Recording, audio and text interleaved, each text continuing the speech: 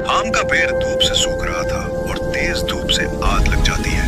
कबूतर पेड़ को बचाने की कोशिश करती है, पौधे पर बहुत सारा पानी डालती है और उसका ख्याल रखती है। अब पेड़ बड़ा हो जाता है और फल लगाते हैं। कबूतर फलों को खाती है और पेड़ पर घोंसला बनाकर रहने लगती है और बहुत सारे अंडे देती है। फिर एक दिन उसी पटरी पर ट्रेन आ जाती है।